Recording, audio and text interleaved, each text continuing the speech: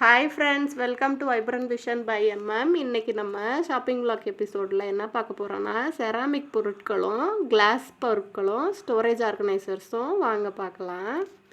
Video ஃபுல்லாக பாருங்கள். பிடிச்சிருந்தா லைக் பண்ணுங்கள், ஷேர் பண்ணுங்கள், சப்ஸ்கிரைப் பண்ணுங்கள், மறக்காமல் கமெண்ட் பண்ணுங்கள் ஃப்ரெண்ட்ஸ்.